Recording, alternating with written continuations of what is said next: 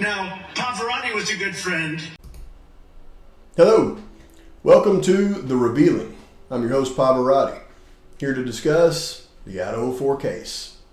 As a disclaimer, this channel is for entertainment purposes. These are my opinions. I'm not here to slander anyone, so let's get started. You know, I've been off the airwaves for a few days. I have literally, once again, been working from dusk till dawn. When I say working, I mean I work, right, in construction. But what's interesting is because construction doesn't take a lot of brain power, because I'm doing repetitive things all day long, every day as I'm working, and because I have such an intricate knowledge of the facts in this case, I've practically got the evidence and the statement. I've got everything memorized. So when you take those two things and you put them together, it's kind of a weird scenario, because as I'm working all day, every day, I am literally vetting all of the information in the case in my mind all day long. So when you get obsessed with something like this Kohberger case and you have a lot of thinking time on your hands, it'll but you know what, it's a educational thing that I'm doing. But because I can sit there and think about this thing all day long, I can take every scenario and I can literally run them through my head and vet them. And as I vet and vet and vet, I eliminate more things and I realize more things. And folks, right now, in old Pavarotti's head, I'm about 8 videos behind. I've already got them in my head. So just finding the time to make those and get them out there to you is, that's my real challenge. But moving forward, I did notice yesterday a huge win for the law enforcement community, the private community, and Othram Labs.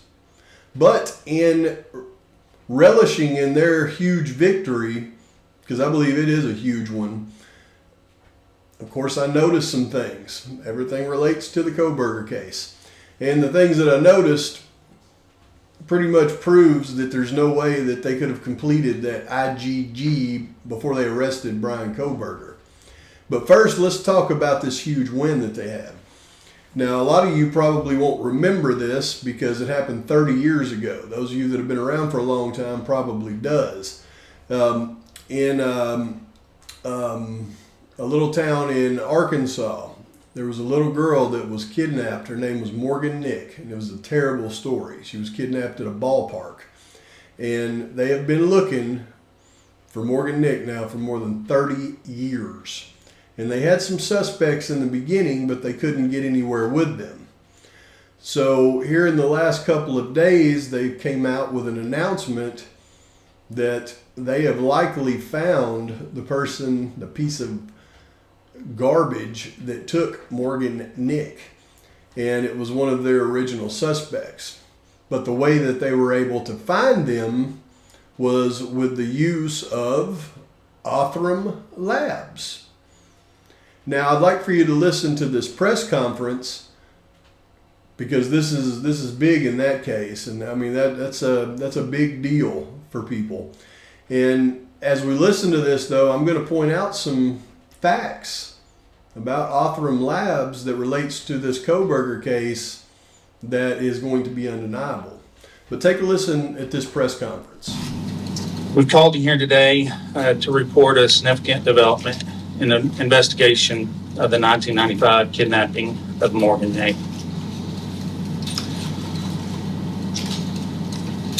You'll recall that Morgan was kidnapped from a parking lot of the Alma Little League ball field, just about a block away from here, around 10:45 p.m. on June the 9th, 1995. A suspect description was provided, as was a description of a red truck with a white camper shell that was allegedly involved.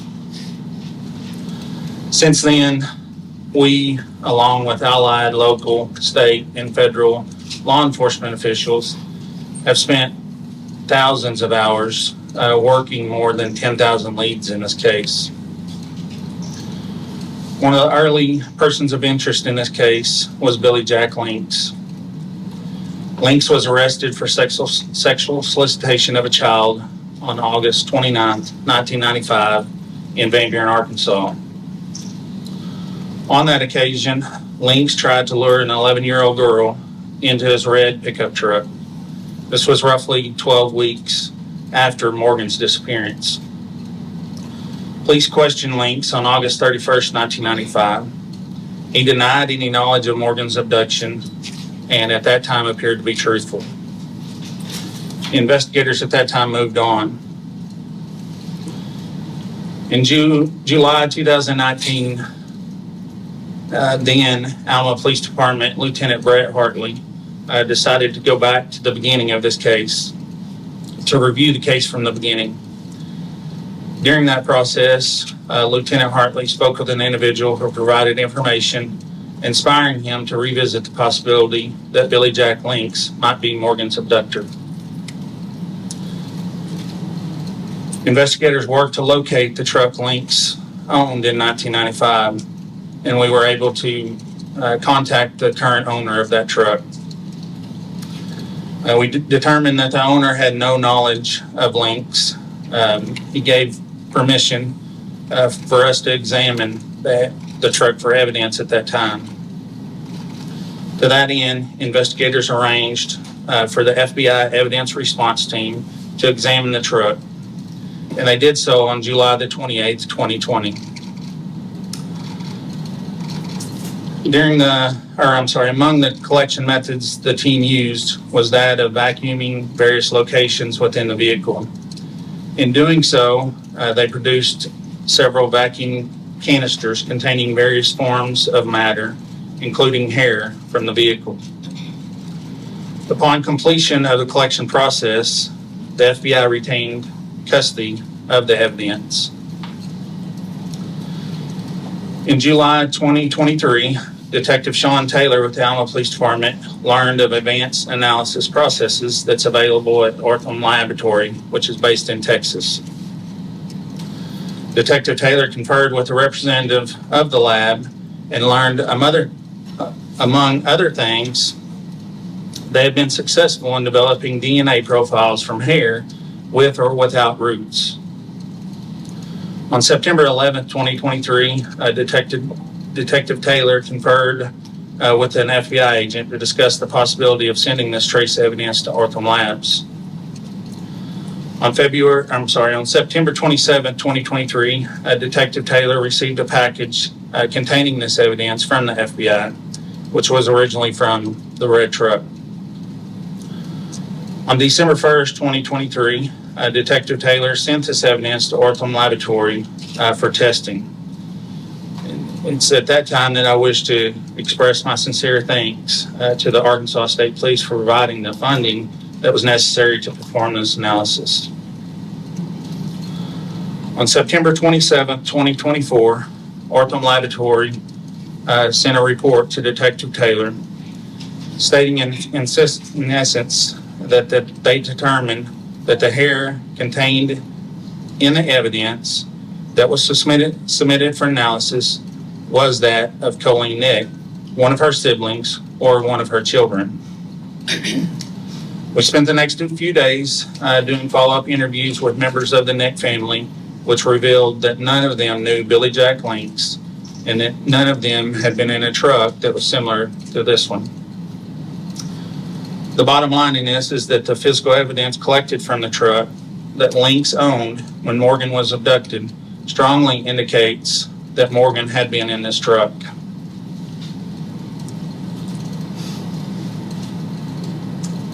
Billy Jack Links died in the year 2000. Okay, a couple of things I'm going to point out. First of all, when they talk about the FBI vacuuming the truck, well, they're not talking about vacuuming it with a shop vac. They're going to use a vacuum that is designed to pull matter that DNA can be found from. So they use what's called an MVAC. This is a wet vac designed to pull human matter out so that they can get that DNA. So listen to him talk about the vacuuming, and then we're going to discuss something very important. He gave permission for us to examine the truck for evidence at that time. To that end, investigators arranged for the FBI evidence response team to examine the truck, and they did so on July the 28th, 2020. Among the collection methods the team used was that of vacuuming various locations within the vehicle. Okay, now I want you to listen closely to these dates that they sent this material to Othram Labs. And when did they get the material back? On December 1st, 2023, Detective Taylor sent this evidence to Othram Laboratory for testing. And it's at that time that I wish to express my sincere thanks to the Arkansas State Police for providing the funding that was necessary to perform this analysis. On September 27th, 2024, Othram Laboratory sent a report to Detective Taylor stating in essence that they determined that the hair contained in the evidence that was submitted for analysis was that of Colleen Nick, one of her siblings or one of her children.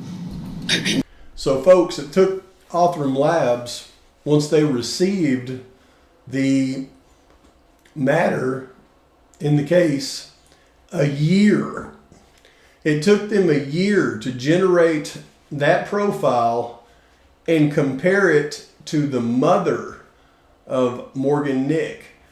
Now, you know it is an S&P profile because it does not designate that it was Morgan Nick. It designates that it was either her mother, one of her mother's siblings, or one of her daughters, because that's what an S&P profile does. It identifies family members, potential family members, people that are related. Because when you do an STR profile, it looks for identifiers. There's 20 genomes that they can absolutely identify an individual with.